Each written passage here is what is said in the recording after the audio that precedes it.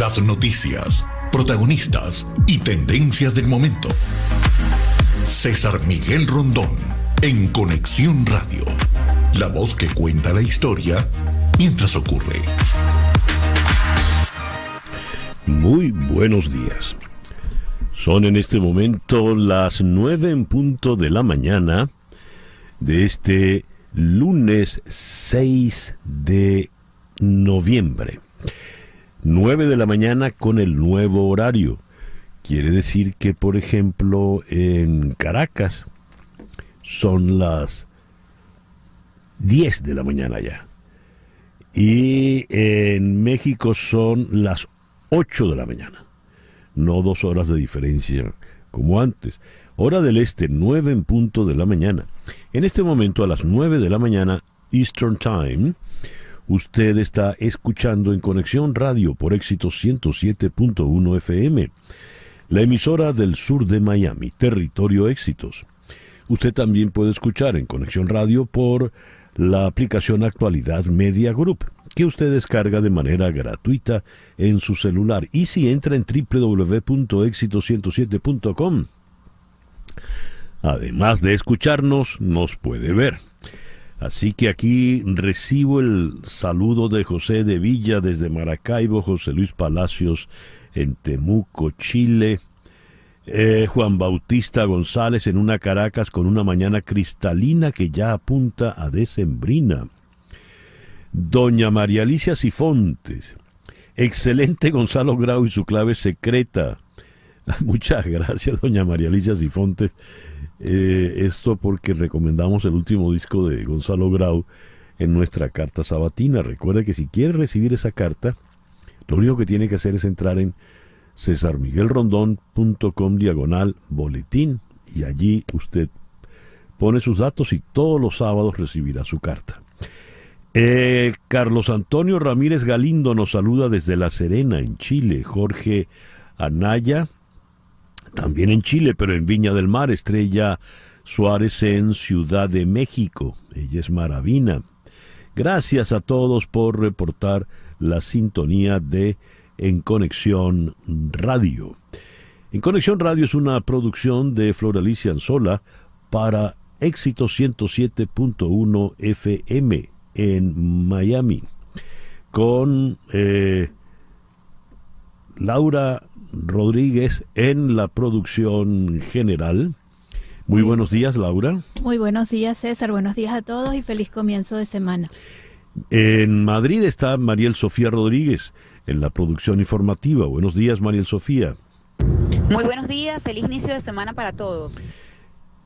Jesús Carreño en la edición y montaje, Carlos Prato en los controles. Buenos días, Carlos. Buenos días, feliz lunes. Y ante el micrófono, tomando un poquito de café, quien tiene el gusto de hablarles, César Miguel Rondón. Hoy, lunes 6 de noviembre, es el día de San Severo de Barcelona, San Alejandro Sauli, San Esteban de Apt y San Leonardo de Noblac. Bueno, los severos, Alejandros, Alejandras, Esteban, Leonardos y Leonardas, pues vaya nuestra felicitación por el día de hoy. Según el calendario astrológico de Enrico Mariani, tenemos todavía la luna menguando en Leo, pero a partir de las 2:39 de la tarde, esa luna entrará menguante en Virgo. Si la luna de Leo es la luna para que usted reine y le sirvan, a usted le atiendan, la luna de Virgo es la luna para que usted sirva y atienda. Es la luna en la que usted se puede volver fastidioso buscando los detalles, tratando de poner cada cosa en su sitio, cada cosa en su lugar. Es la luna para ordenar, limpiar. Es la luna, por ejemplo, para ir al médico, hablando de limpiar, para un buen proceso de desintoxicación. Tenemos entonces un sol y dos lunas. Luna menguante en Leo y a partir de las 2:39 de la tarde, menguante en Virgo, sol en Escorpio, este lunes 6 de noviembre del año 2023. Hoy es el Día Mundial del...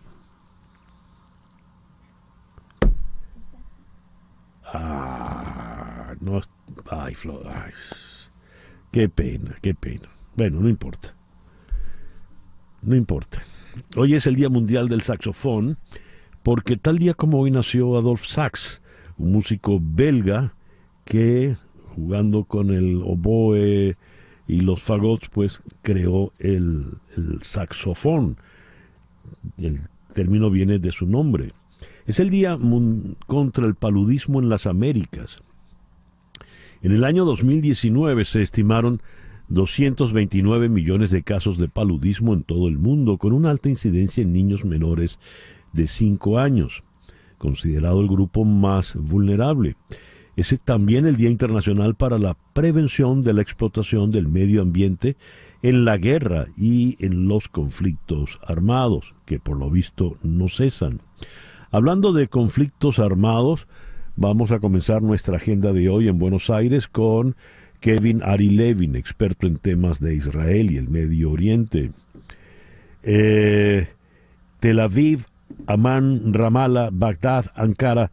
El secretario Anthony Blinken prácticamente no ha dejado de recorrer para arriba y para abajo de la región. Mañana se va a cumplir ya un mes de la guerra, un mes ya. ¿Y en qué estado se encuentra esta? Eso lo vamos a abordar con Kevin Ari Levin. En Miami vamos a conversar con el abogado penalista Frank Quintero Jr. Se espera que Donald Trump suba al estrado hoy a las 10 de la mañana en un juicio en Nueva York, donde está acusado de modificar sus activos para beneficiar su imperio inmobiliario. En Washington vamos a conversar con el periodista chileno José María del Pino a propósito de las conclusiones de la primera cumbre de líderes de la Alianza para la Prosperidad Económica de las Américas. Recordemos que el presidente Biden invitó a varios presidentes latinoamericanos para compartir con ellos allí en la Casa Blanca. Desde Helsinki vamos a conversar con la internacionalista Elsa Cardoso. Venezuela comienza hoy la campaña para el referendo no vinculante del 3 de diciembre sobre la disputa con Guyana. El 30 de octubre, la República Cooperativa de Guyana presentó en la Secretaría de la Corte Internacional de Justicia una solicitud de indicación de medidas provisionales en vista del referendo convocado por Venezuela. En Nipomo, California, vamos a conversar con Refugio Rodríguez, jefe de equidad y fondos para la organización Hope and Heal Fund de control de armas en California. A.B. Swerner estuvo hospitalizado durante 2 semanas después del tiroteo de enero y está demandando a los administradores escolares por negligencia. La sorpresiva decisión del juez del Tribunal de Circuito de Newport News, Matthew Hoffman, significa que A.B. Swerner podría obtener mucho más que solo una compensación laboral por las graves lesiones causadas por el tiroteo en el aula en enero. Este caso podría marcar un precedente. Hoy vamos a recibir aquí en el estudio al buen amigo Carlos Baute, a propósito de su nuevo disco, Espiral. Y nuestro foro en esta mañana se lo vamos a dedicar a la crisis de la soledad. 1 de cada 4 personas en el mundo confiesa que se siente sola, según una encuesta de Meta Gallup. Esta encuesta, realizada en 142 países, reveló que el 24% de las personas mayores de 15 años declararon sentirse bastante o muy solas en la respuesta a la pregunta ¿cuán solo te sientes? Ese va a ser nuestra agenda para el día de hoy, lunes 6 de noviembre del año 2023. En 1931 nació en Alemania, en Berlín, Mike Nichols, gran director de cine y de teatro, de los pocos que ganó Emmy, Grammy, Oscar y Tony. Debutó dirigiendo nada menos que a Richard Burton y Elizabeth Taylor en Quien le teme, a Virginia Woolf de Edward Albee. Y después su segunda película le valió el Oscar, nada menos que El graduado con Dustin Hoffman. En 1946, Mike Nichols falleció a los 83 años en el año 2014. Sally Field está cumpliendo años hoy, está cumpliendo, 77 años. Ganó 2 Oscars, uno en 1979 por Norma Rae y otro en 1984 por Places in the Heart. Ha recibido 3 premios Emmy, ha trabajado en series en televisión, fue la mamá de Forrest Gump en la película, y los de mi generación la recordamos por aquella serie de televisión llamada La novicia voladora. El 6 de noviembre de 1965, Cuba y Estados Unidos acuerdan formalmente la emigración de unos 3.000 cubanos por mes. Para 1971, 6 años después, 250.000 de cubanos habían aprovechado este programa Freedom Flights. El 6 de noviembre de 1986 se revela un escándalo en Estados Unidos al informarse que el presidente Ronald Reagan había autorizado el suministro de armas a Irán. Esto se dio en llamar el Iran Gate. Y ya estamos hablando del Irán mandado por los ayatolás. Hoy está cumpliendo 35 años apenas la destacada actriz Emma Stone, ganadora del Oscar por La La Land. Nació en 1988. En 1991 se cerró el Comité para la Seguridad del Estado. Clausura la KGB, la agencia de espionaje de la Unión Soviética. Y en el año 2011, el 6 de noviembre, falleció uno de los grandes dramaturgos venezolanos, Isaac Chocrón, a los 81 años. Yendo al mundo de la música, el 6 de noviembre de 1854 nació el militar, era marín, John Philip Sousa, famoso por sus marchas militares. 6 de noviembre de 1893, a los 47 años, falleció el compositor ruso Piotr Ilich Tchaikovsky. El vals de La Bella Durmiente, del ballet. Y hoy está cumpliendo 68 años Glenn Frey, de Eagles. No está cumpliendo 68 años hoy, perdón. Falleció a los 68 años en el 2016. Glenn Frey, el gran cerebro de Eagles, compositor de buena parte de sus éxitos. Por ejemplo, Take It to the Limit. Y a las 9:14 de la mañana hacemos contacto con Hani Martínez Ward, tu abogada de accidentes. Hani, muy buenos días. Gracias por atendernos en esta mañana.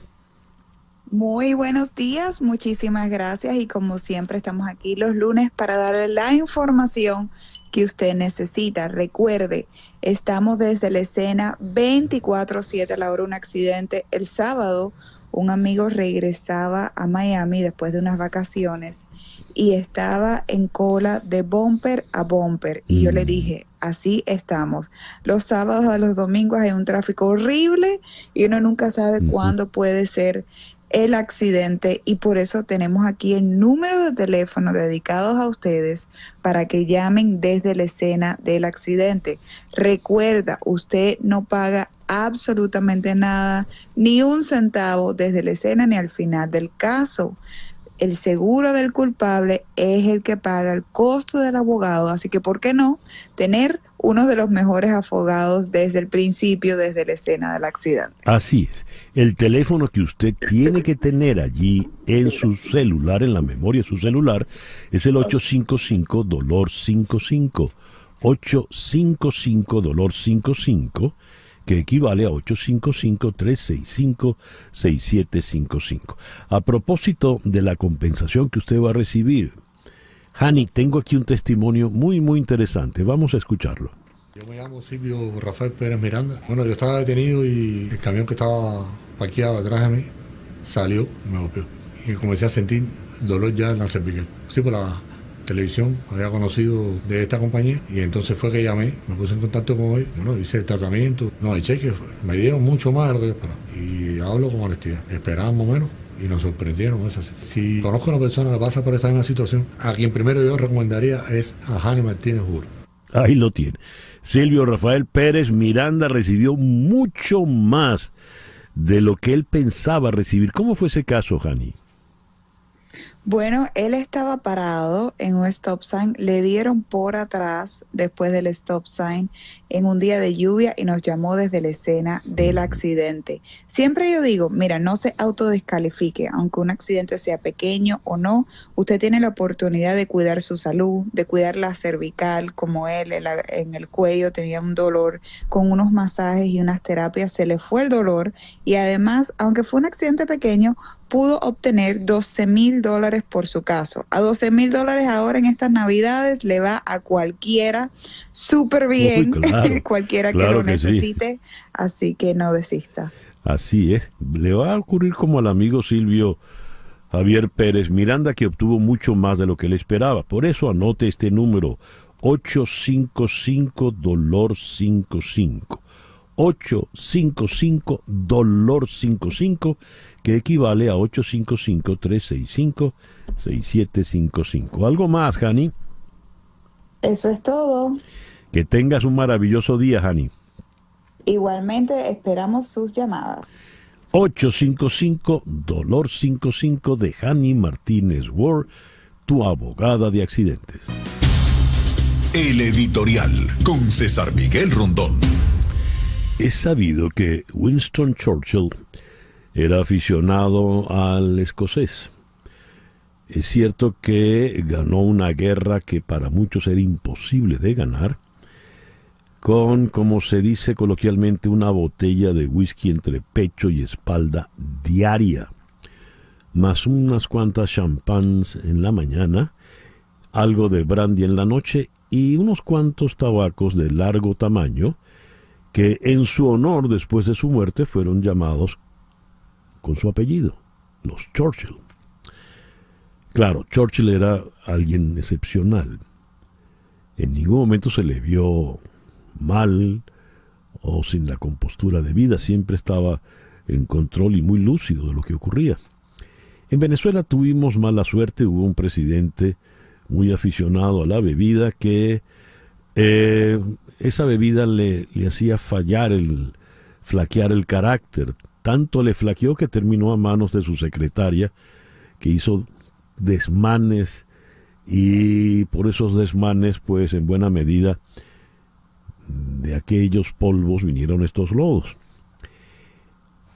Hablamos de la afición al alcohol, que puede ser tomada como una adicción. Sin embargo, cuando se habla de adicción, se está hablando en realidad de la dependencia de drogas por lo general fuertes. Hablando de jefes de Estado, el fin de semana la periodista María Jimena Duzán, periodista colombiana, le escribió una carta pública al presidente Gustavo Petro. La carta es de alguien que votó por Petro, que admira a Gustavo Petro y que, digamos, milita en esa izquierda que celebró el triunfo de Gustavo Petro. Pero ella, en su carta, muy respetuosa, le dice cosas. Dice: lo que nunca me imaginé es que usted fuera a aislarse y ausentarse cada vez más del poder en lugar de utilizar estas facultades presidenciales. Es como si a usted, señor presidente, le pesara su destino. No sé si lo sabe, pero sus continuas ausencias dejan al país en suspenso, lo sumen en la incertidumbre y solo sirven para que sus subalternos amasen poder, gobiernen a su acomodo y le mientan al país, fabricando historias para justificar sus ausencias que ya nadie cree. Cuando desaparece, sabemos de usted de la manera más ríspida, por sus trinos, algunos de ellos razonables, otros delirantes, otros mal escritos, que llaman a la revancha y a la pelea, y otros impresentables que proclaman victorias electorales que no se dieron, como el mapa que publicó tras las elecciones del domingo pasado, en donde el pacto histórico aparece triunfando hasta en Bogotá. Ya no queda rastro del Petro conciliador. Hoy solo tenemos al Petro atrincherado, que dispara trinos que llaman a la confrontación y que parecen hechos por un activista, no por un presidente. Quien más disfruta de este espectáculo es la oposición, que se ha quedado callada con cada metida de pata del gobierno porque está convencida de que la izquierda va camino del suicidio. Y entonces la periodista dice: buscando explicaciones sobre por qué usted anda tan atrincherado, me encontré con una posible causa. Hay fuentes que me aseguran que las razones de sus desapariciones, las cuales se han vuelto cada vez más frecuentes y prolongadas, tendrían que ver con que usted ha querido mantener oculto un problema de adicción. Y sigue la periodista: según varios psiquiatras expertos en adicción, todo lo que hace un adicto está determinado por su adicción, desde la forma como come, cómo habla, cómo ama y cómo odia, la forma como escribe, cómo se relaciona con su familia, con la sociedad y hasta con los actos más nobles de la vida. En un gobernante que padezca esta enfermedad pasa lo mismo. Todos los actos de gobierno estarían profundamente influidos por la adicción.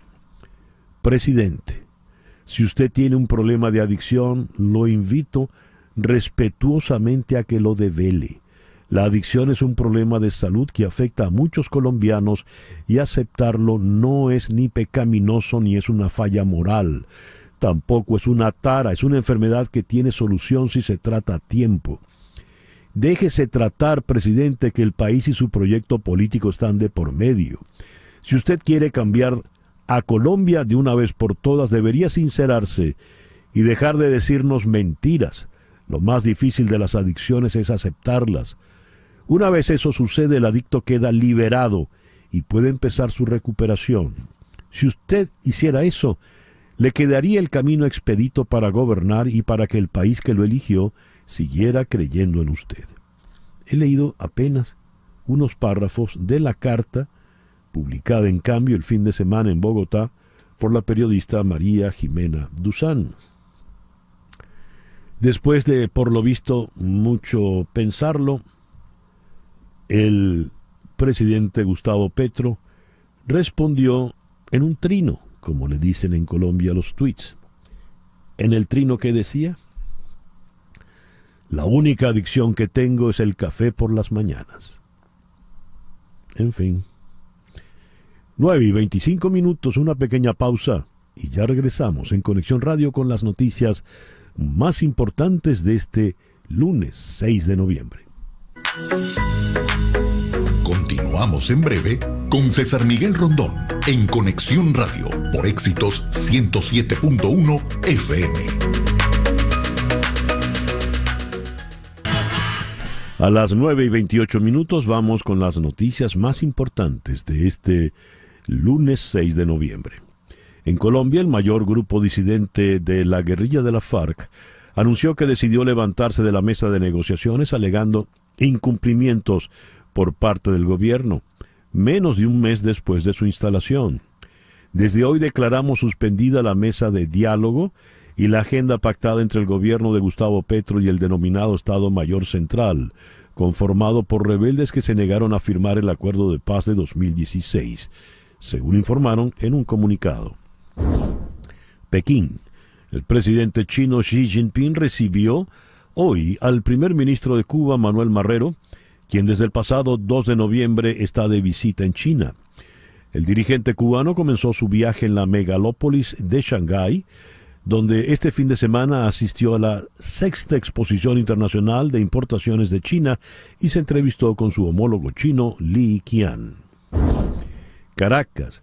Venezuela comienza hoy lunes la campaña para el referendo no vinculante del 3 de diciembre sobre la disputa con Guyana por los casi 160.000 kilómetros cuadrados al oeste del río Esequibo, en el que los ciudadanos serán consultados sobre si están de acuerdo o no con la anexión de este territorio rico en recursos naturales y minerales a su país, entre otras interrogantes.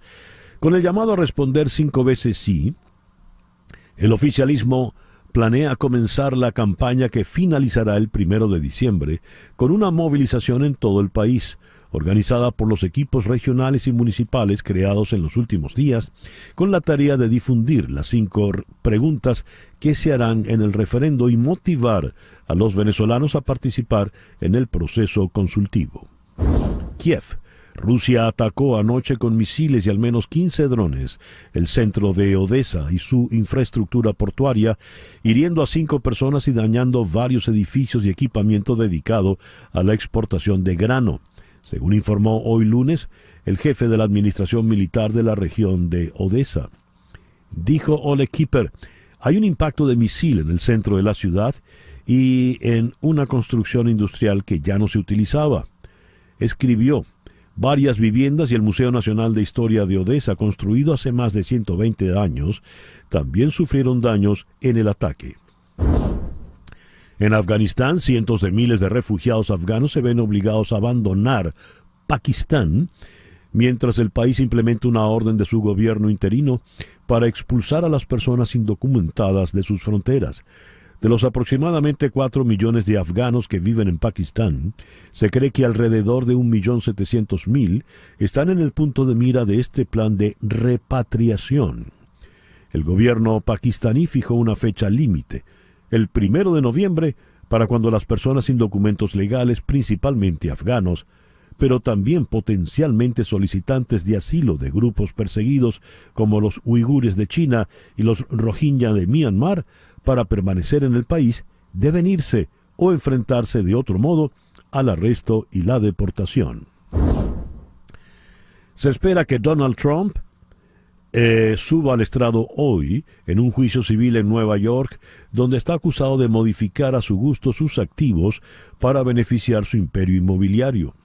Uno de los hijos de Trump, Eric, ha dicho que su padre está muy emocionado antes de su testimonio, que comenzará a las 10 de la mañana ante el juez Arthur Engoron, blanco de la ira del republicano desde que se inició este proceso el mes pasado. Trump ha comparecido 2 veces por este caso, el 10 de agosto de 2022 y el 13 de abril de este año.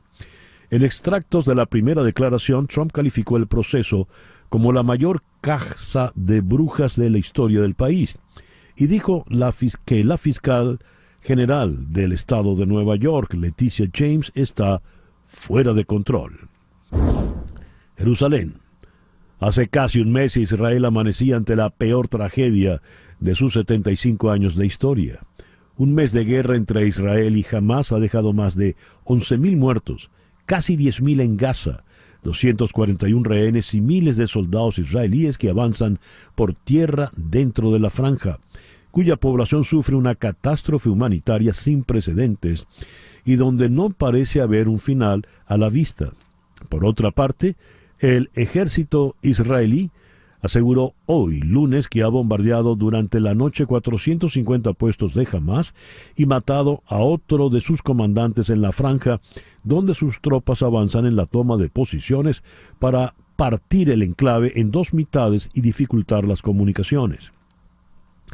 Nuestras tropas tomaron el control de un complejo de Hamás, atacaron 450 objetivos por aire y mataron a comandantes de Hamás en cooperación conjunta con el Shin Bet, que es la Agencia de Seguridad Interior. En ese sentido, el presidente turco Recep Tayyip Erdogan ha declarado públicamente que no volverá a hablar con el primer ministro israelí Benjamin Netanyahu porque no lo considera un interlocutor válido. El secretario de Estado, Antony Blinken, analiza en Ankara en el día de hoy con las autoridades turcas la guerra y la crisis humanitaria en Gaza, en plena crisis diplomática entre Israel y Turquía, que acusa a Tel Aviv de cometer crímenes de guerra contra civiles.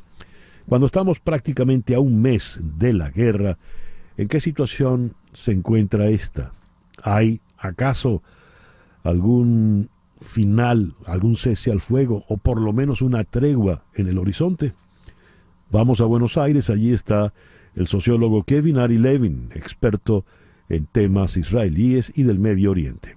Kevin, muy buenos días, muchísimas gracias por atendernos. Buenos días, César Miguel, gracias por la invitación. ¿Qué balance haces del conflicto armado cuando estamos a casi un mes de la invasión de Hamás en Gaza? Bueno, con lo que respecta a la guerra, estamos viendo ya hace una semana una tercera etapa que es mucho más riesgosa que las primeras 2, El primer capítulo de esta pesadilla, diría, comenzó el 7 de octubre, hace 31 días, con el ingreso de Hamás. El segundo capítulo empezó principalmente en la forma de incursiones aéreas, de alguna forma probando el terreno, probando la reacción también de la comunidad internacional y de actores regionales. Pero hace ya prácticamente una semana Israel entró con una presencia fuerte que de todas formas todavía tiene mucho espacio para aumentar, y empezó un proceso muy metódico de sitiar ubicaciones en el norte de la Franja de Gaza, tomando como foco el centro de operaciones de Hamás, que es la ciudad de Gaza, donde vive más o menos una cuarta parte de la población de la Franja de Gaza en tiempos normales. Y lo que estamos viendo es el avance de una guerra que en Israel incluso se empieza a hablar de una duración posible de 1 año. Dios. ¿Por qué ya hablan de 1 año eventualmente? Yo creo que también están probando la reacción del público. Se sabe que esto es un operativo complicado, en primer lugar, porque hay fuertes sospechas de que no hay un escenario de salida claro. Y esto también es parte de las conversaciones con Estados Unidos y con distintos actores europeos, que no queda claro por el momento cuál es la situación en la cual Israel puede decir misión cumplida. Aparentemente hubo conversaciones con Fatah, la otra gran agrupación palestina que hoy controla 22% de Cisjordania, y ellos en principio se rehúsan a tomar el poder sobre la Franja de Gaza en el escenario hipotético post-Hamás, suponiendo que ese escenario es posible. Entonces la pregunta queda, ¿quién va a quedarse con el control de la Franja de Gaza? Sabiendo que Israel también está intentando evitar, con todos los recursos posibles, empezar una ocupación prolongada y costosa en cuanto a costos políticos, vidas humanas, desgaste militar. Y tampoco de parte de la región hay muchos actores que estén dispuestos de alguna forma a arreglar los platos rotos de Israel en este momento. Así que esto genera muchos interrogantes. Está muy delicada la situación de los rehenes, con mucha presión interna dentro de la sociedad israelí, y eso también hace que el ejército de Israel vaya más lento seguramente de lo que preferirían en algunas partes de su liderazgo. ¿Cómo está la situación interna, políticamente hablando, Kevin, en Israel? Lo digo porque son públicas las dificultades del señor Netanyahu. En algún momento era el líder solución y ahora le llaman el líder problema. Y si bien desmintió a su ministro Eliyahu, quien dijo que se podría utilizar la bomba atómica en Gaza, si bien lo desmintió, el hecho de que alguien haya tan siquiera enunciado esa posibilidad demencial, habla de la crisis que puede haber allí a nivel de gabinete y de gobierno. ¿Qué nos puedes decir al respecto, Kevin? Absolutamente. El gobierno de Israel hoy no puede ni siquiera controlar su propia narrativa. El caso del ministro Mordejai Eliyahu, que es el ministro de legado judío del gobierno, un cargo medio inventado por arreglos políticos, fue el último caso, pero muy escandaloso, porque dijo podríamos tirar una bomba atómica sobre Gaza. Hay que recordar que oficialmente Israel jamás reconoció tener bombas atómicas, aunque la enorme mayoría del mundo considera que Israel prácticamente lo tiene. Sí. Hubo muchos whistleblowers que contaron la información, pero también hubo otras situaciones. Netanyahu, por ejemplo, acusando a los líderes de inteligencia de no haberle pasado información correcta, y 11 horas después teniendo que desmentirse en un tuit pidiendo disculpas diciendo no es el momento para acusaciones. Es decir, lo que vemos es un Netanyahu muy debilitado. 75% de la sociedad israelí creen que debe renunciar. El tema es si tiene que renunciar ahora o si tiene que renunciar después de la guerra. Y muchos, la mayoría de los que piensan que tienen que renunciar, creen que hoy no es el momento ni de ir a elecciones ni de generar un vacío político. Por lo tanto, están dispuestos a tolerarlo, al menos por ahora, pero la gran mayoría de la sociedad israelí tampoco le tiene confianza ni en el manejo de la guerra, ni en el manejo de la economía, teniendo en cuenta que los israelíes también prevén una recesión importante como consecuencia de esta guerra. Para cerrar, Kevin, el caso iraní, ¿cómo se ve a estas alturas un mes después? ¿El caso qué, perdón? Iraní, la presencia iraní en el conflicto. La presencia iraní, bueno, Irán está mandando mensajes, en primer lugar, de que ellos no fueron parte del operativo, lo mismo Hezbollah, pero que al mismo tiempo lo apoyan. Vemos cómo la zona se va recrudeciendo. Uno de los indicios más fuertes de la participación iraní en las tensiones de las últimas semanas fueron los proyectiles lanzados desde Yemen, interceptados tanto por las fuerzas estadounidenses como las fuerzas israelíes, pero también no tenemos que olvidar que también hay ataques hacia bases militares estadounidenses en Irak y en Siria. Todo esto da a entender que Irán por ahora no se está involucrando directamente, pero están intentando funcionar como una herramienta disuasiva. No empiecen una escalada grande en Líbano o en Siria, países que son estratégicos para los intereses iraníes, porque entonces ahí lo vamos a reconsiderar. Mientras tanto, Hamás dice abiertamente que están decepcionados de su socio iraní por haberlos dejado solos, pero la verdad es que nadie quiere una participación directa por parte de Irán, no por ahora. Dicho eso, nadie hoy tiene todas las cartas como para saber cómo continúa esta crisis. Ya lo veo. Kevin, muchísimas gracias por estos minutos en el programa de hoy. Gracias a usted, que tenga buen día. Gracias, Kevin. Kevin Ari Levin es especialista en los temas del Medio Oriente, especialmente en la política israelí. Nos habló desde Buenos Aires. 9:41 de la mañana, una pequeña pausa y ya regresamos en Conexión Radio por Éxito 107.1 FM en Miami. Sintonizas a César Miguel Rondón en Conexión Radio por Éxitos 107.1 FM. Son las 9:43. Contratar los servicios de un abogado de inmigración es un asunto serio porque establecerse en Estados Unidos requiere de trámites que debes realizar solo con abogados con mucha experiencia y conocimiento.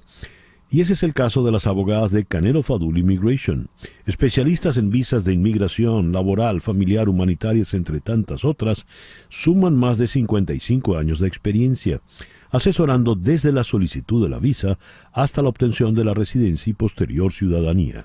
Si necesitas asesoría para inmigrar y establecerte en Estados Unidos, llama al 844-8-MIGRAR, 844-8-MIGRAR, que equivale a 844-864-4727. Di que llamas de mi parte y la primera consulta será gratis. También puedes escribir a inmigraya@canelofadul.com. Canelo Fadul Immigration, reputación, confiabilidad y efectividad. Pasado mañana, miércoles 8, de 9 de la mañana a 12 del mediodía, se dará en el Hotel Biltmore en Coral Gables el Seminario Internacional Estados Unidos y América Latina, retos y oportunidades. El objetivo de este seminario internacional es analizar y debatir acerca de la situación actual y perspectivas político-económicas y sociales del continente, para lo cual han sido convocados destacados analistas políticos e intelectuales iberoamericanos. El seminario estará presidido por el Premio Nobel Mario Vargas Llosa y se contará con la presencia de varios expresidentes latinoamericanos: Iván Duque de Colombia, Tuto Quiroga de Bolivia, Felipe Calderón de México. Para los interesados en asistir, inscripción @fundacionfil.org. Inscripción @fundacionfil.org. Miércoles 8 de 9 a 12 en el Biltmore en Coral Gables. Y ahora a las 9:46 hago contacto aquí en Miami con el abogado penalista, el doctor Frank Quintero Jr. Frank, ¿cómo está usted? Muy buenos días. Gracias por atendernos. Gracias, César. Gracias por la invitación a este programa tan informativo que siempre me gusta participar. Muchas gracias. Frank, en breve, a las 10 de la mañana, está supuesto a comparecer en Nueva York el expresidente Donald Trump ante el juez Arthur Engoron por el tema de sus falsos testimonios a la hora de presentar sus cuentas. En algunos casos reducía sus empresas para pagar menos impuestos, en otros aumentaba sus empresas para conseguir mejores créditos.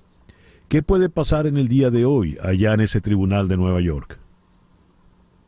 Bueno, el expresidente tiene la opción de acogerse de la quinta enmienda, que no creo que lo vaya a hacer, pero sí tiene ese derecho. Yo tengo entendido que él se acogió de la quinta enmienda más de 200 o 300 veces cuando le tomaron la declaración. Así que no sé qué es lo que va a hacer, pero creo que él no va a ejercerse o acogerse de la quinta enmienda. Él va a querer testificar, va a querer explicar que él no hizo nada equivocado y que las cuentas de él en referencia a su estado financiero están correctas como las presentaron, y me imagino que va a decir que sus bienes tienen mucho más valor de lo que se presentó en las cuentas financieras. Creo que eso es lo que él va a decir. ¿Y qué puede pasar una vez que él haga su testimonio? Por cierto, me informan que ya él está en el tribunal. Bueno, vamos a recordarnos que el Estado es el que tiene que presentar la evidencia que los estados financieros eran falsos. Quiere decir que en algún momento el Estado va a tener que En algún momento el Estado va a tener... Perdón, Frank, perdimos una pausa, un bache. El Estado va a tener que evidenciar, va a tener que transmitir...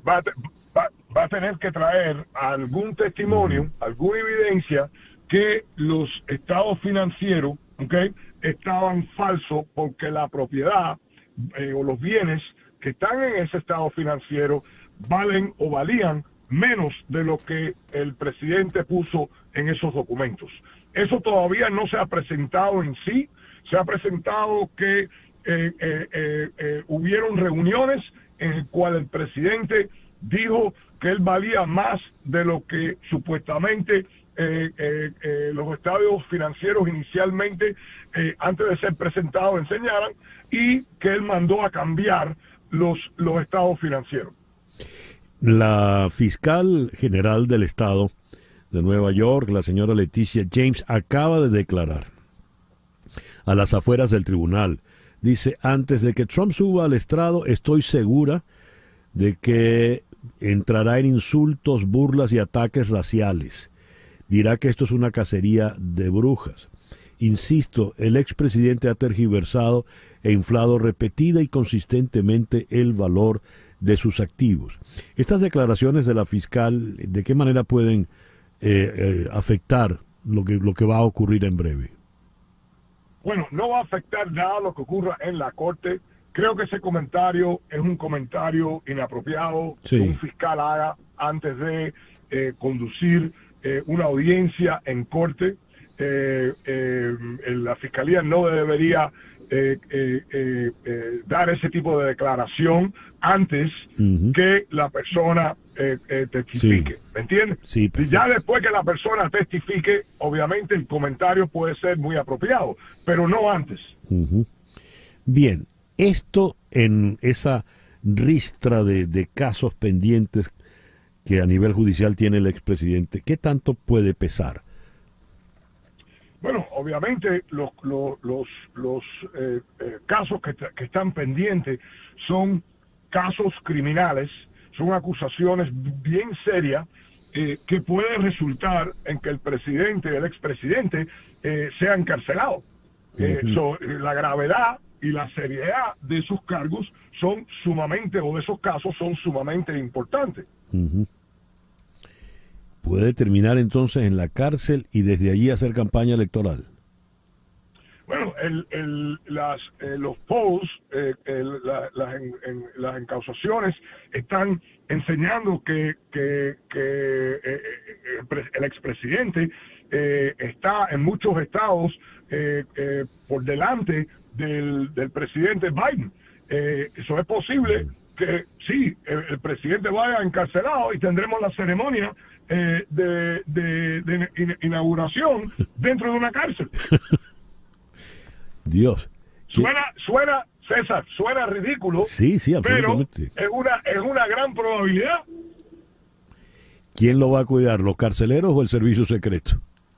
Exactamente. Dios. Y vamos a recordarnos que aunque él pudiera poder evitar cárcel al nivel federal, como presidente, él puede... Hay una discusión que si él que él pueda perdonarse él mismo, eso es un punto legal que todavía está en debate, pero lo que sí sabemos es que el presidente de los Estados Unidos no se puede perdonar él mismo o a nadie que esté convicto a un nivel estatal. Nada más que el gobernador del estado puede perdonar. Bueno, veremos qué ocurre. Esto está entrando en un terreno ya bizarro, evidentemente, ¿no? El caos que esto está causando a un nivel nacional, internacional, las consecuencias de todo esto van a ser graves, en mi opinión, César. Ya lo creo. Frank, muchísimas gracias por estos minutos en el programa de hoy. Gracias por la invitación, César, y que tengan un lindo día. Gracias. El doctor Frank Quintero Jr. es abogado penalista. Nos habló aquí en la ciudad de Miami. 9:53. Las noticias de este momento en Conexión Radio. El presidente Joe Biden hará oficial más tarde en un acto en el condado de Newcastle, en Delaware, que destinará $16.400 millones a la línea ferroviaria del corredor noreste para ofrecer un servicio más rápido y seguro en el tren de pasajeros más transitado de los Estados Unidos, que conecta a Boston, en Massachusetts, con Washington, D.C.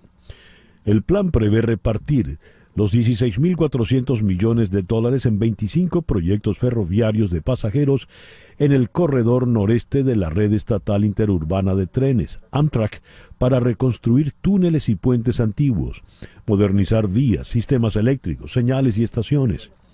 Este proyecto forma parte del multimillonario plan de inversión en infraestructura del gobierno. Y hablando de Washington, D.C., vamos a la capital, donde en la línea telefónica está el periodista chileno José María del Pino. José María, muy buenos días. Gracias por atendernos. César Miguel. Muy buenos días, qué placer saludarte. Igualmente. A ver, se concluyó ya la primera cumbre de líderes de la Alianza para la Prosperidad Económica de las Américas. Vinieron varios presidentes latinoamericanos, el presidente Gabriel Boric, el presidente Gustavo Petro, Luis Lacalle Pou, Guillermo Lasso. ¿A qué conclusiones se llegó en esta primera cumbre? Lo primero que me gustaría decir es que hay que entender cuál es el sentido de la cumbre APEP. La cumbre APEP es una iniciativa que el gobierno de Estados Unidos lanzó para contrarrestar la influencia de China sobre nuestra región. Recordemos que en los últimos años China ha entrado muy fuerte, sobre todo en la inversión de infraestructura pública y de servicios esenciales, como son la electricidad e incluso la sanitización del agua. Y Estados Unidos perdió, por tanto, su capacidad de influencia, pero además su capacidad de inversión sobre las principales economías latinoamericanas. Y al detectar esto, Joe Biden lo que hace es lanzar el foro de la APEP e invitar a 12 economías donde, curiosamente, y ahí uno podría evaluar si tiene que ver por razones ideológicas o de otro orden, curiosamente no está Argentina ni Brasil, pero están países como Colombia, Chile, Costa Rica, Perú, México y otros. Canadá también participa. Y la idea de este foro son básicamente 3 líneas. La primera, incentivar el intercambio comercial y las inversiones de Estados Unidos en los países latinoamericanos. Algunos la han descrito como una suerte de nueva alianza para el progreso, ¿no? Evocando un poco lo que fue la política de John F. Kennedy respecto a Latinoamérica. La segunda tiene que ver con el fortalecimiento de la democracia, y ahí es fundamental lo que pueden hacer los miembros de la APEP como grupo de contacto, sobre todo en las negociaciones entre la oposición venezolana y el gobierno venezolano, y también con situaciones, por ejemplo, como la cubana o la de Nicaragua. Y la tercera línea tiene que ver con inmigraciones, cómo se pueden hacer estrategias regionales para controlar y ordenar los flujos migratorios con tal de que se pueda producir una migración segura, ordenada y regular, como dice la Organización Internacional de las Migraciones. Esos son los principales puntos de los que se habló el día viernes, y se elaboró un documento donde los países se comprometen a seguir las líneas de trabajo en esa línea. El próximo año este foro APEP ya no va a ser albergado por los Estados Unidos, sino que muy por el contrario lo hará Costa Rica, a quien se le entregó oficialmente ser anfitrión de la nueva cumbre, y podremos evaluar cómo se siguieron las acciones de los acuerdos que lograron los presidentes el viernes pasado en Washington, D.C. Dijiste, José María, no estuvieron invitados ni Brasil ni Argentina. ¿México concurrió? No, ¿verdad? No, pero México es parte de las tratativas a través de su canciller. No estuvo el presidente López Obrador, pero sí estuvo dentro de las invitaciones que realizó Estados Unidos. En el caso de Argentina y Brasil, nunca se realizó una invitación formal para que participara. Nosotros le preguntamos a algunos mandatarios off the record o on background, digámoslo, si es que hubo algún tipo de veto, y no hubo un tipo de veto, dicen ellos, y de hecho países como Chile solicitaron al presidente Biden que se abra una suerte de postulación formal para ingresar a esta organización, donde no se discrimina a ningún país que desee ingresar, siempre y cuando cumpla con estos 3 lineamientos, ¿no? En ese caso, por ejemplo, Venezuela no podría postular a ingresar a PEP porque no cumple con los mínimos democráticos que exigiría la organización. Tampoco Nicaragua ni Cuba. Ya veo. José María, muchísimas gracias por estos minutos en el programa de hoy. A ti, César Miguel, siempre un gusto. Que esté muy bien. Buen día. Buen día. José María del Pino, desde Washington. 9:59, Capicúa. Hacemos una pequeña pausa y ya regresamos en Conexión Radio por Éxito 107.1 FM en Miami. Una pausa y regresamos con César Miguel Rondón en Conexión Radio. El que cuenta con una pequeña ayuda de sus amigos no está solo, ¿verdad? Tiene a esos amigos para brindarle esa pequeña ayuda. Sin embargo, Leo, según una nueva encuesta Meta Gallup, 1 de cada 4 personas en el mundo se siente sola. La nueva encuesta, realizada en 142 países, reveló que el 24% de las personas mayores de 15 años declararon sentirse bastante o muy solas, respondiendo a la pregunta ¿cuán solo te sientes? La encuesta también reveló que los índices de soledad más elevados correspondían a los adultos jóvenes, ya que el 27% de los jóvenes entre 19 y 29 años declararon sentirse bastante o muy solos. Los índices más bajos se registraron entre los adultos mayores. Solo el 17% de las personas de 65 años o más declararon sentirse solas. Aparte de que llama la atención de que 1 de cada 4 se sienta solo, qué cosa que los jóvenes son los que se sienten más solos. Cuando los jóvenes están en esa etapa de la vida tan gregaria, ¿no? Los mayorcitos, nosotros, pues, por lo visto, no sentimos tanto la soledad. ¿Qué nos dice esto? Ese es nuestro foro para el día de hoy, la crisis de la soledad. En Ciudad de México está la doctora Alicia Núñez, psicólogo clínico, psicoterapeuta con más de 30 años de experiencia. Alicia, muy buenos días, muchísimas gracias por acompañarnos esta mañana. Muy buenos días, muchísimas gracias por la invitación, César Miguel. Y un honor además compartir aquí con Pedro Delgado. Un honor. Ya Alicia se adelantó y lo presentó. El buen amigo, el destacado psiquiatra venezolano Pedro Delgado Machado, desde Caracas. Pedro, muy buenos días, gracias por acompañarnos. Tienes el mute puesto, Pedro, tienes que quitarlo. Buenos días, César Miguel, sí. Alicia, por supuesto, y a toda tu audiencia. Muchísimas gracias. A ver, ¿por qué esta crisis de soledad? ¿Por qué de repente los jóvenes se sienten más solos que los mayores? Comencemos con Alicia Núñez. Yo creo que un factor muy importante para que los jóvenes se sientan más solos es el hecho de que el uso de los dispositivos digitales es más frecuente en los jóvenes. Los jóvenes están en un periodo donde se supone que tendrían que estar socializando intensamente, no solamente por temas de identidad, sino por temas de tareas propias del desarrollo, como puede ser concretar una vocación, un trabajo, algo que realmente les dé sentido y realización a la vida. Y por otra parte, ellos también tendrían que estar en ese proceso de concretar una relación íntima, que no se refiere exclusivamente a lo sexual, sino se refiere a la intimidad emocional que se establece generalmente con una pareja. Entonces, es muy lamentable que estemos tan aislados muchas veces por los medios digitales. Nos acercamos a los que están lejos, pero no estamos presentes para los que están cerca de nosotros. Me parece muy, muy importante este dato, los datos de esta encuesta, porque revelan ese vacío, esa sensación de añoranza, de tristeza que tienen los jóvenes por estar solos. Tanto así que hay países donde es terrible los índices de suicidio de los jóvenes, precisamente, ¿no? Yeah. Países donde se sienten muy solitos. Hablaba la doctora Alicia Núñez. Pedro, ¿qué opinas al respecto? ¿Por qué los jóvenes se sienten más solos que los mayores, que deberían ser en rigor los que están realmente solos? Bueno, coincido con Alicia que vivimos en una etapa de la humanidad donde la tecnología, entre comillas, nos ha unido y paradójicamente nos ha alejado.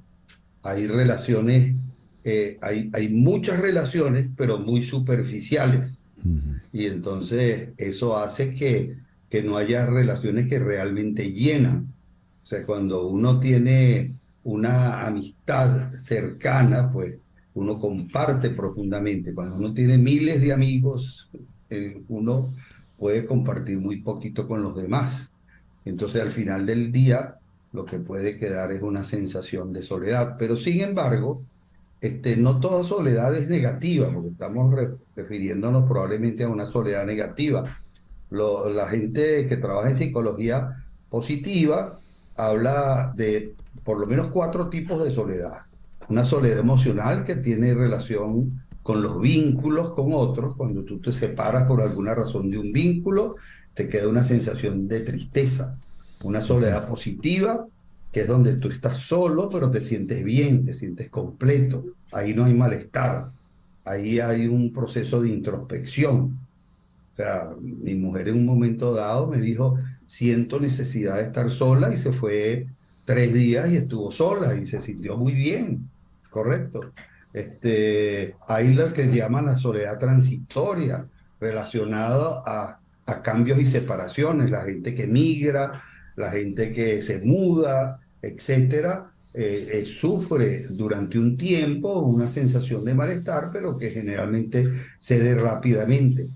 Y hay la soledad crónica, que sí es una soledad existencial, pues es un vacío existencial y que generalmente tiene relación con la dificultad de conectarse emocionalmente con otros, y entonces uno no puede llenarse. Por supuesto, desde el punto de vista patológico, está la soledad vinculada a la depresión. La depresión, que ya es una enfermedad, genera un sentimiento de soledad, así no, la persona no esté sola, está deprimida. Interesantísimas estas definiciones de lo que es la soledad. Voy a aportar esta otra que viene desde la poesía. Estos son unos versos de Leonardo Padrón bajo el título Los verdaderos solitarios. Dice Padrón: los verdaderos solitarios no están esquivos en las salas oscuras de los cines, ni en el rincón último del bar. Los verdaderos solitarios gritan a todo pulmón, bailan sin rubor, se dejan entrevistar, hacen público sus amores, recitan sus desdichas. Son de la soledad su escándalo. Ese tipo de solitario, ¿cómo lo ven ustedes como profesionales? Le pregunto a Alicia Núñez. Yo coincido un poco con lo que comentaba antes Pedro, de que puede haber una soledad por falta y otra soledad por elección. Ujú. La soledad por falta es aquella en donde hay sí, esta sensación de ausencia de compañía que se añora, que se anhela, que se necesita, y que se parece un poco también a la desolación, ¿no? Por allí mencionada por Ángeles Mastretta, Ujú. también una escritora mexicana bien interesante cuando habla de la desolación, ¿no? Pero hay una soledad que es por elección, que es esa posibilidad de reflexionar, de disfrutar de la propia compañía, incluso hasta de los propios recuerdos. Pero Y, sí, y esa me parece que es una oportunidad más bien como de enriquecerse, ¿no? en efecto, pero eso no es un problema. Pregunto, cuando la esposa de Pedro dice quiero estar sola y se va un tiempo, es una decisión personal. El Ujú, problema está en que el solitario ujú, tiene la soledad como problema porque no quiere estar solo. Y la vida, las ujú, circunstancias lo llevan a estar solo. ¿Qué así es. ocurre en ese caso? Por ejemplo, le pregunto al doctor Pedro Delgado. Bueno, primero referirme, como siempre, Leonardo Padrón, con unas, digamos, observaciones muy profundas en su poesía. Eh, esa soledad de la que habla Leonardo, creo que tiene que ver con la que yo me refería inicialmente, de esa superficialidad, Sí, de sí. que hay gente que supuestamente está acompañada y resulta que no está acompañada, está sola, Mm, a pesar mm, de los ruidos y de las cosas, ¿no? Y otra soledad que sí, a pesar de que la persona pueda estar acompañada, se siente sola, se siente vacía.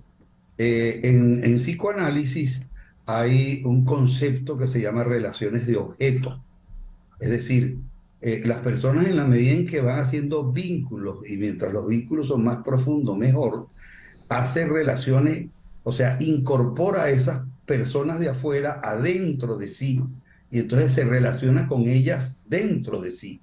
Por eso las personas que tienen buenas relaciones de objeto, cuando tienen que hacer duelo por pérdida, generalmente no tienen tanto problema como aquellas que no logran hacer relaciones de objeto y entonces se quedan vacías cuando se le va el objeto externo. O sea, no tienen un objeto interno. Entonces, ese tipo de soledad que magníficamente hablabas tú de desolación, porque no hay nada, ese nada no es un nada afuera, es un nada adentro. Son Ujú. gente que a veces no logra construirse un mundo interno, que es lo que permite poder estar solo y estar bien. Cuando uno tiene un mundo interno rico, uno puede estar solo, uno quiere estar solo. ¿Ok? Yo me despierto a veces a las 3 de la mañana y he dormido, si me siento que he dormido, pero ese momento yo lo disfruto enormemente. Yo estoy allí y es un momento que escribo, que hago cosas, que reflexiono, etcétera, y me encanta ese momento. Aprovechando esta idea que nos deja el doctor Pedro Delgado y yendo a tu primera idea, Alicia, cuando explicabas por qué los jóvenes pueden sentirse más solos, pues porque están refugiados en todos estos aditamentos electrónicos, redes sociales, videojuegos, que les llenan un mundo, pero un mundo absolutamente solitario. La pregunta que te hago, Alicia, es, ¿ese mundo virtual no llena lo que Pedro Delgado ha definido como el mundo interior? no, no, claro que no. O sea, sí hay el mundo virtual, da la posibilidad de ciertas conexiones significativas con algunas personas. O en el caso nuestro de los inmigrantes, que en el caso de Venezuela somos cerca de 7 u 8 millones que estamos fuera, nos da conexión también con nuestros seres queridos y nuestros amigos. Esos amigos de toda la vida, del colegio, el bachillerato, de la universidad, nos da esa conexión. Pero sinceramente que para los jóvenes, en un mundo donde hay tanta información, necesitan como empezar a sentir eso que es diferente a lo que hablaba Leonardo Padrón y que Pedro explicó muy bien, que es esa sensación de tener muchas conexiones, pero realmente ninguna verdaderamente significativa, porque la soledad también se relaciona con la incomprensión. O sea, si yo me siento incomprendida, yo me siento sola. Por eso no basta simplemente con la compañía, sino que esa compañía realmente sea íntima, ¿no? Hablando aquello de la intimidad. O sea, íntima, ¿qué quiere decir? Quiere decir que yo me puedo expresar tal cual soy con esa persona, o en buena medida tal cual soy, porque nunca tenemos una relación absolutamente igual a la que tenemos con nosotros mismos, ¿no? Sí, qué interesante. Pero qué importante es sentirnos comprendidos por el otro, sentirnos escuchados, contenidos, y eso es lo que permite también la reparación de ese mundo interno, de esas relaciones objetales. O sea, si uno viene con unas relaciones objetales un poquito rotas, vamos a decirlo así, porque no ha tenido una madre suficientemente contenedora, un padre que dé límites, que dé la libertad, etcétera. Entonces uno necesita ir reconstruyendo ese aspecto interior con nuevas relaciones, con nuevos vínculos, con amigas, con amigos. Y llega un momento en que uno ya, sea porque va a terapia o sea porque la vida ha sido muy amable con uno también va teniendo esos objetos internos bien integrados. Sobre todo lo que se refiere a la figura materna y la figura paterna, porque son esenciales para uno estar bien. Pero si no tiene esa oportunidad de relacionarse, no se puede reconstruir. Sí. Me llama la atención la relación que haces, Alicia, entre soledad e incomprensión. Y me vino a la memoria, así automáticamente, el famoso tema que cantaba Ismael Rivera, que le compuso Bobby Capó. Yo creo que voy solito a estar cuando me muera, he sido el incomprendido. ¿Cómo funciona esa relación de incomprensión y soledad? Le pregunto ahora a Pedro Delgado. Bueno, incomprensión es sentir generalmente que el otro no lo acepta aún. O sea, no comprenderlo tiene que ver en cierta medida con una sensación de ser aceptado por el otro, de ser valorado por el otro. ¿Ok? Al ocurrir eso, evidentemente, no se dificulta la posibilidad del vínculo. O sea, ocurre mucho en los adolescentes, por ejemplo, cuando entran en esa etapa cuestionadora, y por eso voy a la parte de la gente joven, que se sienten incomprendidos, porque los padres lo que hacen énfasis es en la autoridad. Sí. ¿Entiendes? No puedes hacer esto, no te puedes poner un zarcillo así, no puedes usar el pelo largo, lo que sea, pues que sea sentirse incomprendido. Por eso llama la atención que si nosotros dividimos la población general en subpoblaciones, los índices de suicidio, digamos, en adolescentes, son mayores que en la población general, porque se sienten incomprendidos. O sea, están en un proceso de transformación. Su cuerpo se está transformando, se está volviendo algo distinto, y entonces no se sienten aceptados, y al no sentirse aceptados, se sienten incomprendidos, se sienten solos, y allí a veces impulsivamente, por su característica impulsiva propia de la adolescencia, pueden tomar una decisión, digamos, inmediata y lanzarse por un balcón para abajo o cualquier cosa de esa. Entonces, la incomprensión tiene que ver con la sensación de no ser aceptado por el otro, entonces sentirse solo por eso, sobre todo si se es significativo, y en la adolescencia, como las relaciones son pasionales, pues entonces la sensación de no ser aceptado por el otro tiene una significación enorme, porque él está cambiando y necesita ser aceptado. El tiempo se nos vino encima para variar. Si yo pregunto cuál es el remedio para la soledad, la respuesta de Pedro Grullo es decir, bueno, la compañía, ¿verdad? Pero por lo que hemos conversado hoy, no pareciera que necesariamente esa es la solución a la soledad. Ya para cerrar, ¿qué opinas, Alicia? Sí, definitivamente que la solución para la soledad no es necesariamente tener muchos vínculos o estar muy rodeado de personas, porque podemos estar rodeados de millones de personas y sentirnos igualmente solos. La verdadera solución para la soledad tiene que ver con aquello que hablaba Pedro, de reparar ese mundo interior, porque teniendo vínculos saludables, vínculos cercanos, vínculos donde haya comprensión, aceptación, es posible entonces uno también estar en paz consigo mismo, tanto en los momentos en que está compartiendo con los demás, como en los momentos en los cuales no comparte con los demás, en los cuales hay solitud, vamos a decirlo. Sí, pero entonces hay que estar muy, muy alertas a esas angustias de soledad o de incomprensión en el caso de los jóvenes. ¿No es así, Pedro? Sí, absolutamente, totalmente. Hay que estar pendiente. Y respondiendo a tu pregunta, yo diría otra cosa, complementando un poco lo de Alicia. Yo diría que la mejor manera de no sentirse solo es construir relaciones objetales profundas y sólidas. Si uno logra hacer conexión con el otro, así sean pocos otros, porque realmente uno hace conexión profunda con pocos otros. Hay gente que dice, por ejemplo, que los amigos se cuentan con los dedos de una mano y uno tiene suerte.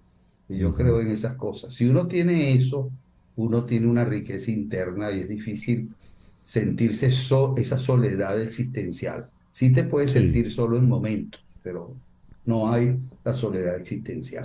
Para concluir, quiero contar una anécdota personal, porque dijiste al comienzo, Pedro, que estos aditamentos contemporáneos pues unen a los que están muy lejos y separan a los que están muy cerca, ¿verdad? Y una oportunidad, una reunión en casa, mi mamá va a cumplir este año 102 años, esto ocurrió hace unos años, y de repente en la reunión pues todo el mundo quedó aislado con su teléfono celular. Mi mamá entonces, después de ver a todos, dijo, ah caramba, para la próxima me traigo la ouija para hablar con mis amigas. Qué buena anécdota. Muchísimas gracias. Bueno, ese es otro caso de soledad. A mi mamá hay que ocultarle, porque de hecho es la única sobreviviente de su grupo de amigas, ¿no? Pero esa es otra soledad. Sí. Muchísimas gracias, Alicia, por habernos acompañado. Alicia Núñez, desde Ciudad de México, y muchísimas gracias al doctor Pedro Delgado, desde Caracas. Gracias, Pedro. Gracias. Gracias.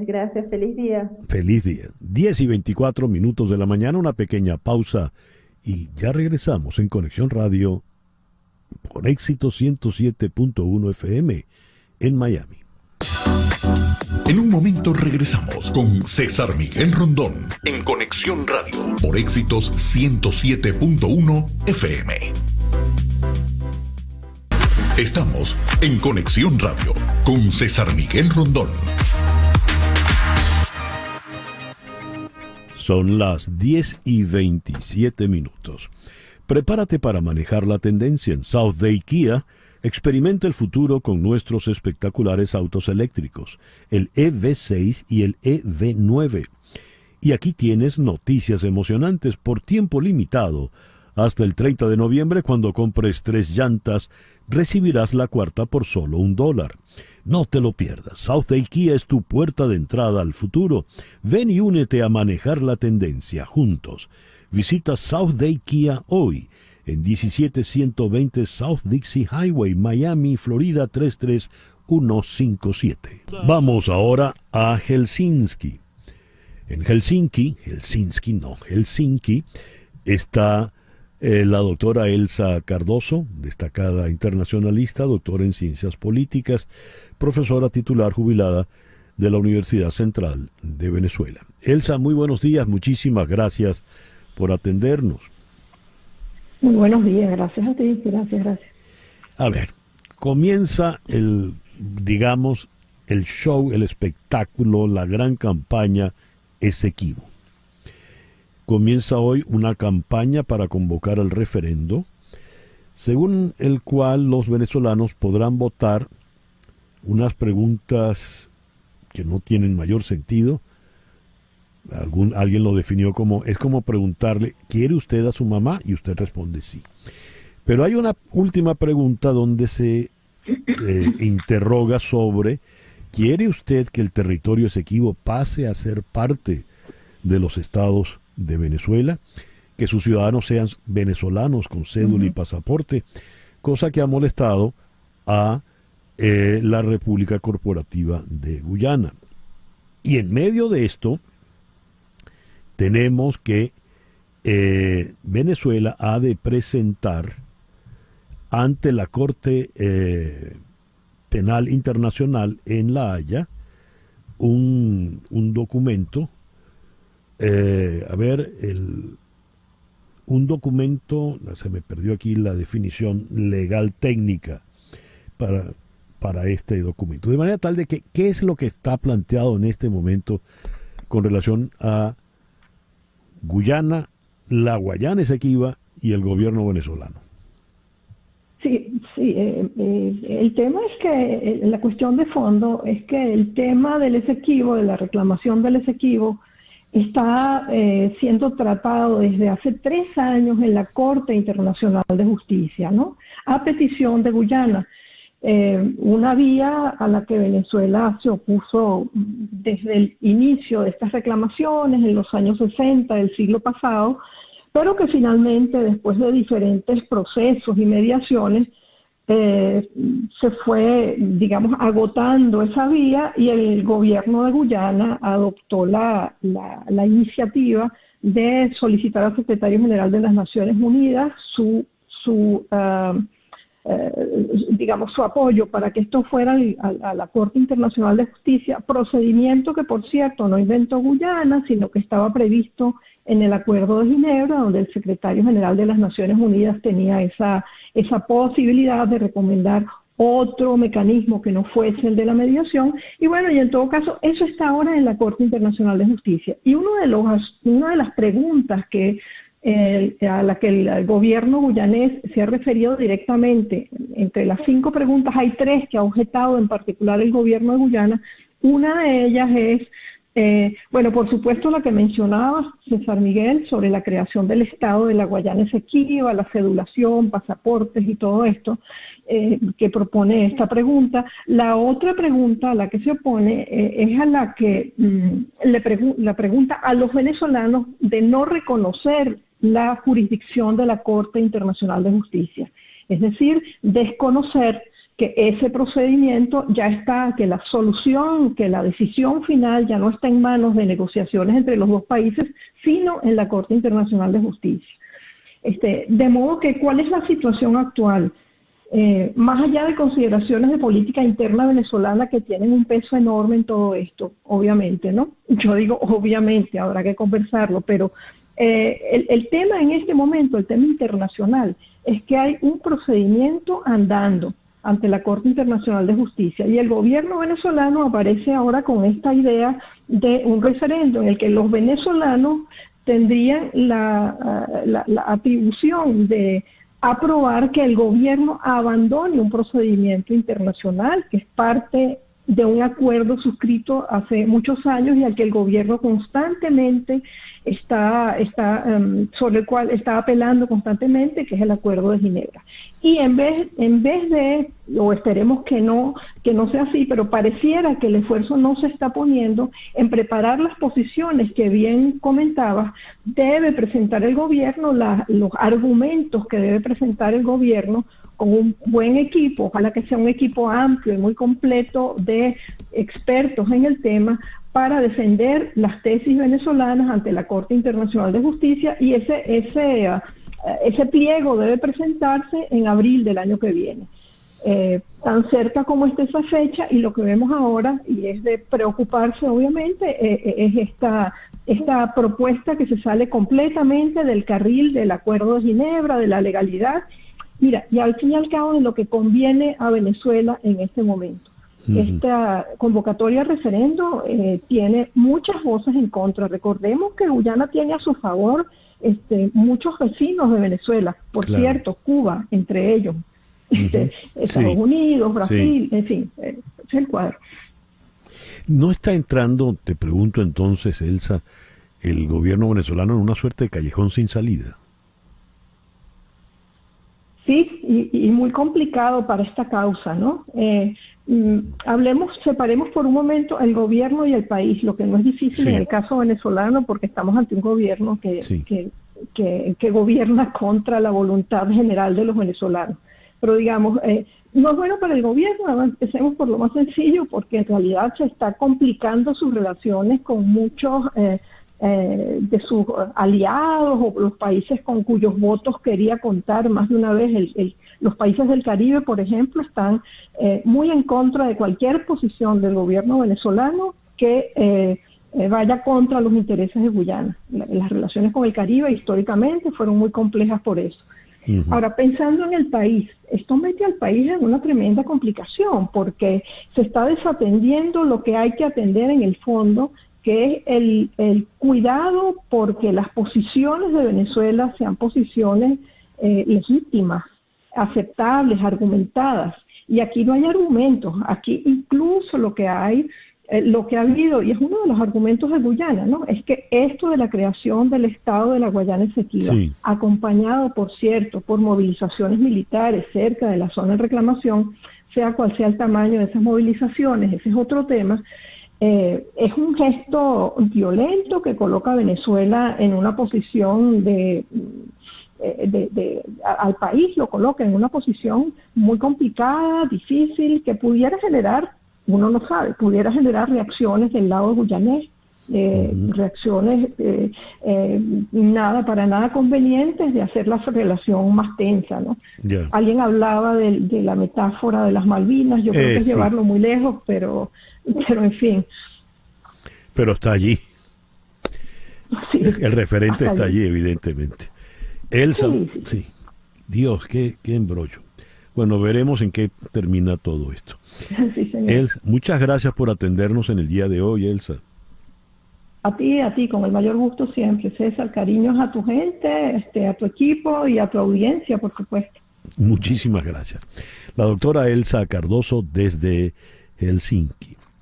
Leo lo siguiente. ¿Recuerdan el caso de Abby Swerner, la maestra del estado de Virginia que fue baleada por un niño de 6 años? Ella demandó a las escuelas públicas del estado y la demanda es por $40 millones. Pues bien, el juez Matthew Hoffman, juez del Tribunal de Circuito de Newport News, donde ocurrió el hecho, dio permitió que la demanda pudiera proseguir. Y esto podría sembrar un precedente. ¿Qué es lo que alega la señora, la maestra Swerner? Que se dieron suficientes alertas de que el niño estaba armado y la escuela no reaccionó en consecuencia. A ver, vamos a consultar con un experto en esta materia de armas, como lo es Refugio Rodríguez Rodríguez, de la organización Hope and Heal Fund, en Nipomo, California. Refugio, muy buenos días. Muchísimas gracias por atendernos. Buenos días. Gracias por tenerlo.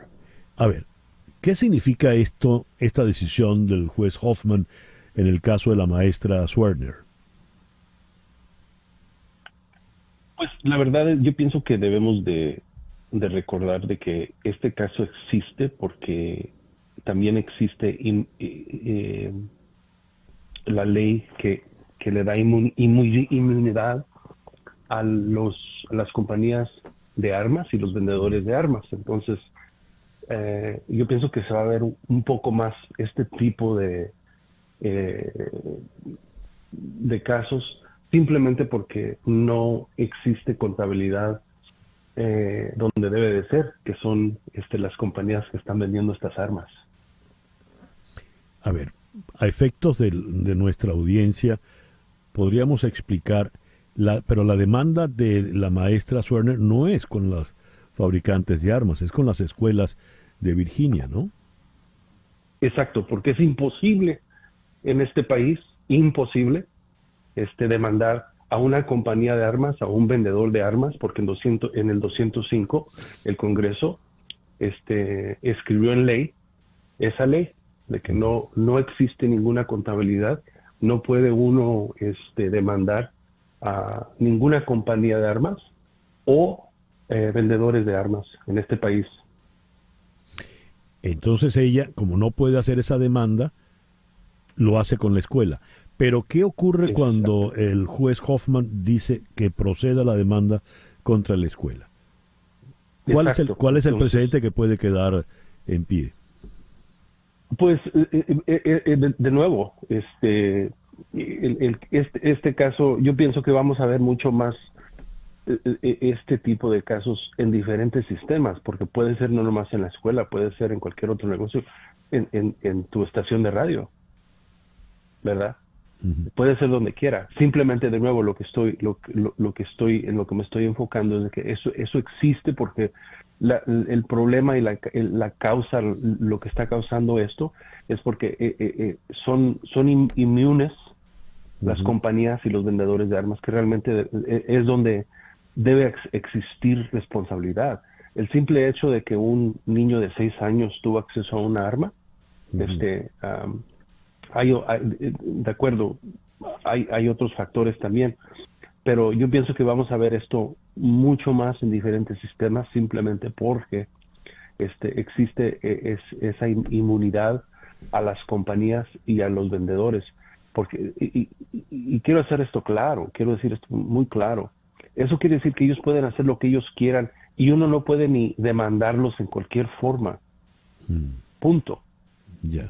Ellos pueden actuar como quieran, esas compañías, y lo están haciendo en Latinoamérica, en todo aquí este país, pero más en Latinoamérica en términos de sus armas y lo que saben ellos de que esas armas son traficadas a México y a Latinoamérica, a Venezuela, a diferentes lugares. Y sin embargo, uno no los puede demandar en este país simplemente porque tienen inmunidad. Ya. Bien, muchísimas gracias, Refugio, por atendernos en la mañana de hoy. Gracias a ti. Refugio Rodríguez de la organización Hope and Heal Fund sobre control de armas desde California. 10:42, una pausa y ya regresamos. Continuamos en breve con César Miguel Rondón en Conexión Radio por Éxitos 107.1 FM. Yo voy a dejar que él mismo presente su tema. Se llama Coco. Yo soy Carlos Baute. Saludo a toda la gente. Un placer estar contigo de nuevo después de tanto tiempo. Bueno, aquí bienvenidísimo a su programa, don Carlos. Muchas gracias. Coco, ¿qué es esto de Coco? Coco es una canción muy fresca que hice en plena pandemia e invité a un cantautor, a otro autor español que lo conocí en un festival. Yo no sabía quién era y me encantó. Cuando me lo presentaron, me encantó las cosas que hacía. Y le dije, oye, ¿cómo te sientes con este tema? No te tienes que comer el coco. Dime que sí o no. Y ahí está. Y estamos ahí de promoción con Coco. Es un disco que se llama Espiral, que recién lo saqué hace 3 semanas. Es un disco que en realidad lo que quiero transmitir, porque lo hice en plena pandemia, son cosas positivas. De todo lo negativo yo le di la vuelta y dije, no puede ser con tantas cosas negativas que vivimos en esos momentos. Sí, sí. Y le dimos la vuelta y tengo otro tema que se llama Persona Vitamina, que lo hice gracias a un libro que me inspiró, que se llama Encuentra tu persona vitamina. A ver, dale, Carlos. Carlos el Prato, el operador. Ajá, sí, sí. No Baute. Ahí, Persona Vitamina. Uy, está bien, ¿no? Sí. La persona vitamina. Persona Vitamina necesitamos, yo creo que todos obviamente tenemos personas vitamina, hay que darles más cariño, atenderles más, también nosotros convertirnos y en personas vitaminas para ellos, porque nos necesitan. ¿Y quiénes son las personas vitaminas? Ahí lo dije, los que te generan oxitocina, los que te suben te suben la dopamina, los que te bajan el cortisol. Los que te suben el cortisol hay que mantenerlos lejos. Está esa palabrita ahí de moda de, ay, los tóxicos. Sí. Bueno, a los que son esos, son los que te suben el cortisol. Señores, hay que hacer ejercicio, hay que salir a la calle, hay que caminar, hay que andar, hay que sacar. Si tienes mascotas, esas mascotas te dan dopamina. Nosotros somos la dopamina de los perritos o de los gatos. Cuéntame, entonces, eso es bonito. Cuando armas todo esto, ¿por qué le pones espiral? Le pongo espiral porque la vida es una espiral, la vida es una montaña rusa. O sea, la vida da muchas vueltas. También se aprende muchísimo yo creo que cuando más aprendes es cuando tienes batallas perdidas, ¿no? Yo perdí lamentablemente muchas amistades, familias. En esa época fue súper duro a nivel de trabajo, para mucha gente, amistades ¿Por qué perdiste amistades? Murieron. Sí, murieron. Entonces, esas batallas perdidas, yo digo que esas no, pero hay otras que son ingredientes del éxito, ¿no? O sea, siempre le doy la vuelta porque tú aprendes, ¿no? Cuando pierdes cosas en tu vida, qué sé yo, una empresa que perdiste, un trabajo que perdiste, te tienes que llenar de energía y esa espiral tiene que ir para arriba. Entonces, es lo que yo quiero emitir con este disco. Eres muy joven y sospecho... ¿O no? No, eres... ¿O un alma vieja? No, eres muy joven. Ajá. Dentro de un rato me dices dónde está el retrato de Dorian Gray. Voy para el 5º piso, cuidado. Bueno, medio cupón. Te llevo No, pero no pasa nada. Te llevo par de décadas bueno. de ventaja. No, pero lo que quería decirte es que a tus años, para mí jóvenes, tu balance es muy positivo, ¿verdad? Sí. En esta mano hay más que en esta otra. Total, total y absoluto. Aparte, yo soy una persona muy positiva de toda la vida. Entonces, pero es una cosa ya bioquímica, genética. O sea, a veces te dicen que el chocolate, el café te generan dopamina. Yo parece que hubiese tomado 30 chocolates. Bueno, sí tomo mucho café, me encanta y gracias por el cafecito que me dieron esta mañana. Qué amo sabroso, el café, ¿no? Aquí, total. El de aquí. Entonces, si hago el balance, imagínate, yo empecé a los 13 años en este mundo y sigo aquí, sigo viviendo de la música, que eso es una bendición. He visto muchos amigos míos, colegas, pasar por la música y hoy día, pues, no sé, están trabajando en una tienda, o tienen una tendita, un restaurante, lo que sea, que está bien, pero yo nací para hacer música, entonces, qué suerte que puedo seguir haciéndola. Muy bien. ¿Y qué planes vienen ahora? Salió Espiral hace 3 semanas. ¿Y qué viene ahora? Ahora, justo yo me perdí un poco de la parte internacional por amor a mis hijos. ¿Cuántos son ya, Carlos? Son 4. Entonces me estaba perdiendo las primeras sonrisas, los primeros pasitos. Hoy mismo me perdí un diploma que le dieron a la más pequeñita. ¿Tiene cuánto? Tiene 4 añitos. Y yo dije, no puede ser. Entonces, bueno, pero ya me tocó, dije, cuando le quite los pañales a la última, ya salimos a la parte internacional. He seguido sacando música digital, he seguido haciendo gira en España, en Argentina y Chile. Y Bolivia también estuve. Pero no todos los países, porque cuando agarro todos los países que tenemos, puedo estar 8 meses, 9 meses fuera de casa, es una locura. Sí. Ahora mismo estuve en México 1 mes y medio haciendo un programa de televisión. Entonces, cuentas 1 mes y medio aquí, más las giras, más tal, te vas fuera de casa mucho tiempo. Y dije, no puede ser. He tenido la suerte de poder no hacerlo, pero ahora sí, bueno, tengo añoranza ya por Latinoamérica y Estados Unidos que me perdí un tiempo y ahora vuelvo otra vez. Así ¿Cuándo, que Espiral, ¿cuándo arranca formalmente la gira? El año que viene estamos justo preparando la gira de Espiral y el año que viene me tendrán por aquí por varios estados y ciudades de Estados Unidos y Latinoamérica con Espiral. Bueno, Estados Unidos y la gira en la América Latina empieza en Miami, ¿no? Sí, puede ser. Sí, bueno, también vamos a Lima, Perú. Bueno, vamos a estar ahí dando la vuelta por Argentina también, que el verano es muy fuerte en enero, febrero.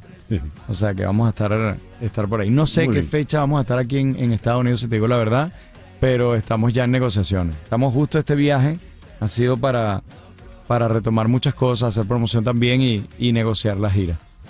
Bueno, te agradezco inmensamente que hayas pasado por acá, Carlos. Gracias. Un afecto muy, muy viejo, una admiración muy vieja. Muchas gracias. Te deseo todo el éxito. Amén. Sé que lo vas a tener, ¿no? Amén. Les mando mucho cariño, les mando buena onda, buena vibra Hay otro tema que se llama Tranqui, que también es un tema que va con la onda de espiral, que la vida hay que tomársela tranqui. O sea, cuidado. O sea, hay mucho estrés en la calle, así que tómate una caipiriña o un cafecito, algo así, y relájate. Tranqui.